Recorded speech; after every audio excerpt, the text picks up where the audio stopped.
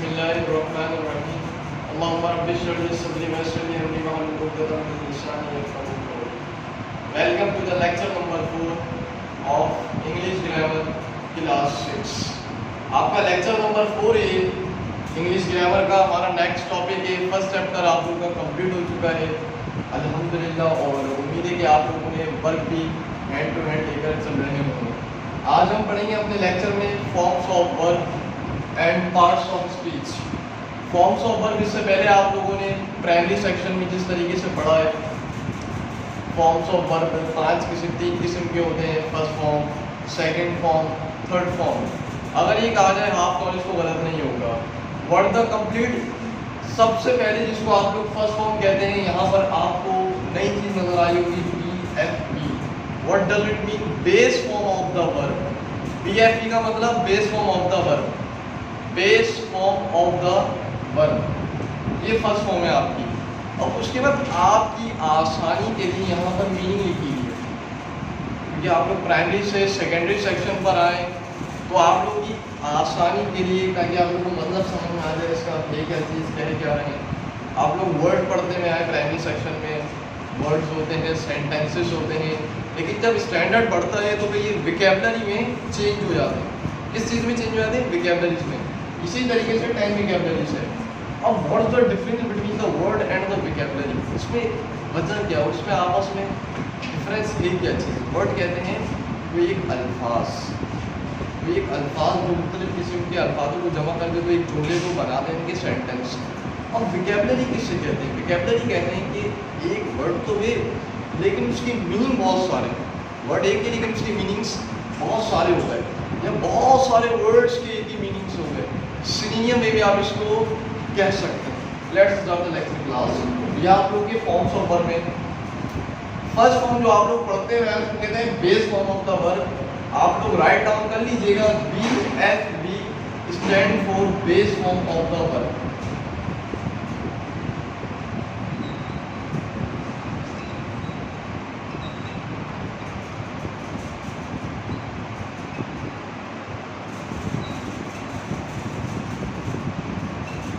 BFB stand for base form of the verb, यानी कि verb जिस पर बेस करता है ये वो फॉर्म होता है।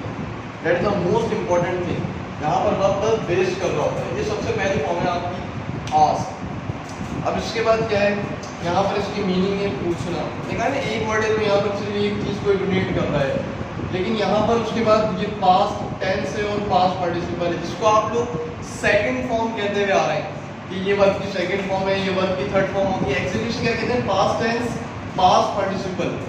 क्या कहते हैं उसे? पास्ट टेंस और पास्ट पार्टिसिपल। अच्छा, यहाँ पर आपको मैं बता दूं फॉरली, फोर्थ होती है वो होती है एस और ES। क्या उसे कहते हैं?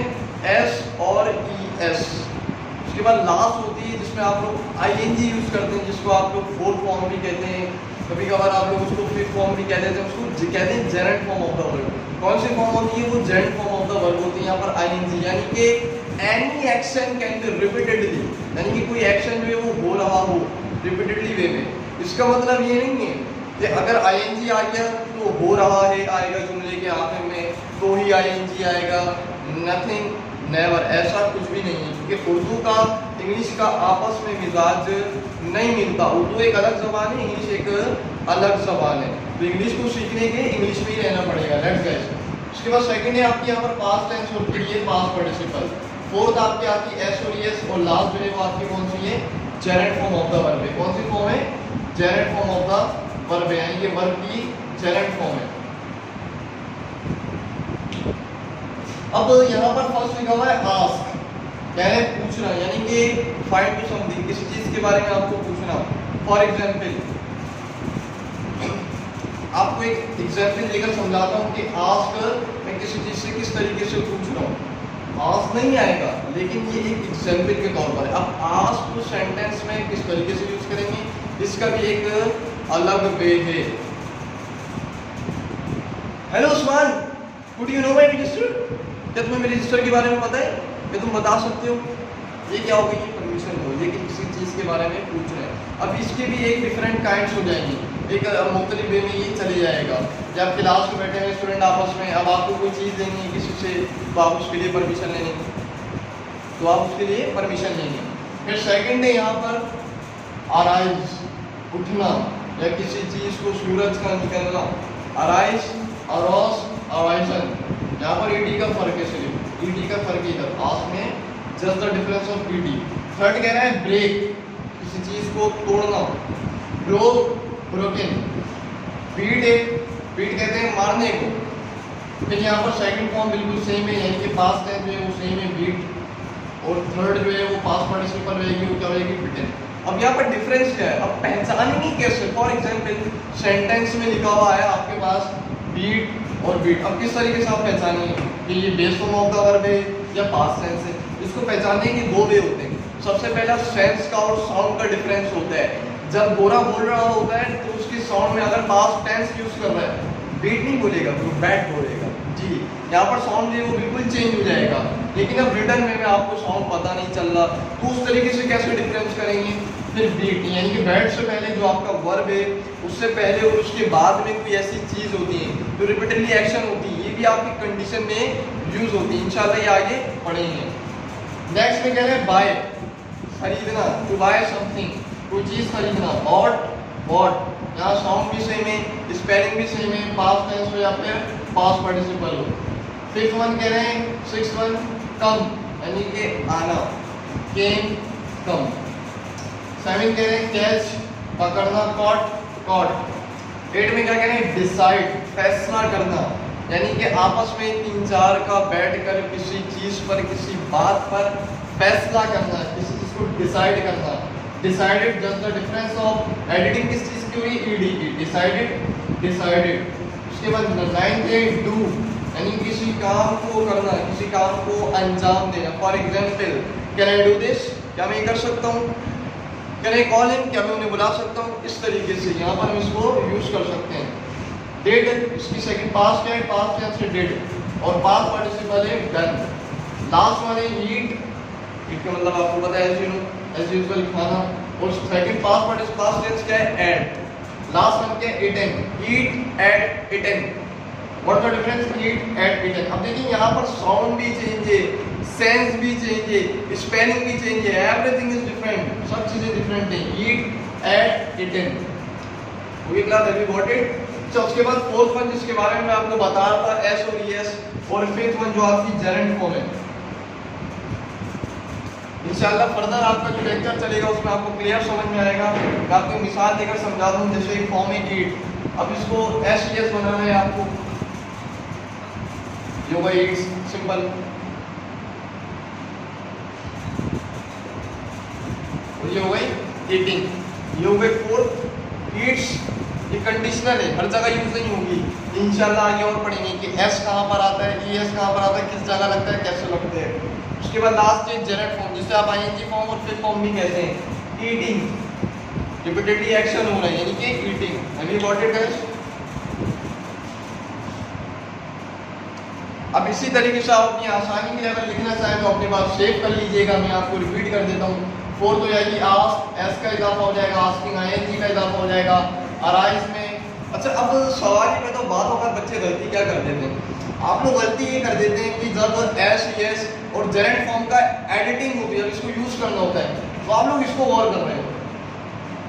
I just give an example, मिसाल होती है कि जब आप लोग एस ईएस और जेरेंट फॉर्म पर आए, यानी कि फिफ्थ फॉर्म पर, आईएनजी फॉर्म पर, तो इन सब को थोड़ी देर के लिए इग्नोर कर दीजिए। आपका ताल्लुक किससे, जब base form of the verb, base form of the verb को देखिए, खुद ब खुद चीजें खुद ब खुद आपको क्लियर होती जाएंगी, फिर गलती नहीं होगी। एस का इजाफा आस्क हो जाएगा, आईएनजी का आस्किंग, अराइज, फिर इसमें एस का इजाफा हो जाएगा।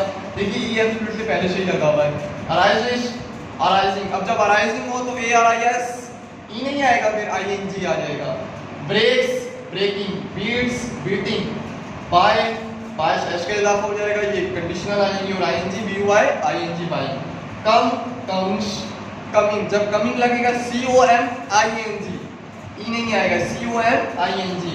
कैच, कैट्स, अब जब कैच लगेगा C A T C H S, catch, catching, decides, deciding, फिर डिसाइडिंग आएगा तो ई रिमूव हो जाएगा। डू, अब देखिए यहाँ पर डू है, आप साउंड को जरा चेक कर लीजिए, इसलिए यहाँ पर किसका इजाफा कर रहा हूँ, एस का।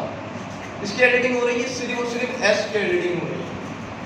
डस, क्या आपको डस लग रही है? ओह नेवर, साउंड भी नहीं बन रहा, स्पेलिंग भी नहीं बन रही, सेंस भी नहीं बन रहा। क्यों? ये गलत है। वाओ एक्सीलेंट, देखिए ये साउंड भी बन रहा है, सेंस भी बन रहा है, स्पेलिंग भी सही है, डस। अब यहाँ पर किस चीज का इजाफा हुआ है? ईएस का इजाफा हुआ है। फिर डूइंग हो जाएगा DOING, लास्ट वाली eats, EATS eats, EATING eating. Have you got it class? ये आपका फॉर्म्स ऑफ वर्ब में base form of the verb, meaning past tense, past participle, SES conditional और लास्ट क्या है? Gerund form. ये आपका फर्स्ट टॉपिक है। आते हैं अपने नेक्स्ट टॉपिक पर जो है आपका parts of speech.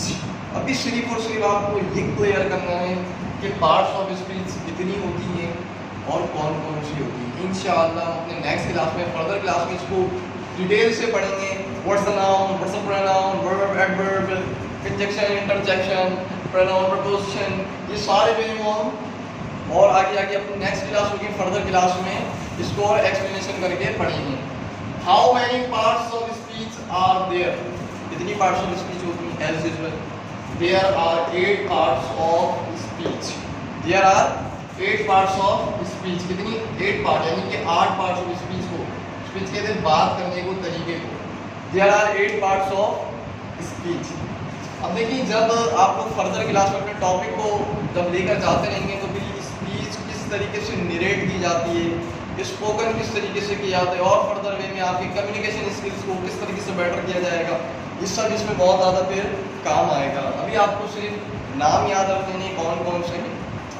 8 parts of speech है। नंबर 1 है नाउन, नाम याद रखिएगा, स्पेलिंग याद रखिएगा। उसके प्रोनाउंसिएशन में बहुत ज़्यादा गलतियाँ कर देते हैं, प्रोनाउंसिएशन में बहुत ज़्यादा गलती होती है क्लास। फर्स्ट वन है नाउन, सेकंड है प्रोनाउन। इसको प्रो नहीं कहेंगे, क्या कहेंगे? प्रोनाउन। क्यों? ऊपर जो है वो साइन आता है। कभी आप डिक्शनरी खोलेंगे तो डिक्शनरी पे देखिएगा प्रोनाउन नहीं होगा, वो पे जो है वो साइन आएगा, उसको कहते हैं फिर प्रोनाउन। थर्ड है वर्ब और एडवर्ब। फिफ्थ वन है एडजेक्टिव। अच्छा, अब यहाँ पर भी स्टूडेंट गलती करते हैं। बाद बात ऐसा होता है कि यूजुअल वे में इसको एडजेक्टिव पढ़ रहे होते हैं, डी जो है वो साइलेंट होता है, पास मोड में डी जो है वो साइलेंट हो जाता है। एडजेक्टिव पढ़ेंगे, इसको क्या पढ़ेंगे? एडजेक्टिव। 6 वन है प्रीपोजिशन। क्या पढ़ेंगे? प्रीपोजिशन। प्रीपोजिशन, इसको इस तरीके से नहीं पढ़ना, प्रीपोजिशन नेवर, प्रीपोजिशन। क्या पढ़ना है? प्रीपोजिशन। 7th वन है कंजक्शन। 7th वन क्या है? कंजक्शन। लास्ट है इंटरजेक्शन। कब, कैसे, किस तरीके से यूज होती है इंशाल्लाह अपने नेक्स्ट क्लास में, फर्दर लेसन में इसको पढ़ेंगे। जब तक कि अपना ख्याल रखिएगा क्लास, ये आप लोग की डायरी है। Do practice forms of verb and parts of speech. Till then take care, अल्लाह हाफिज।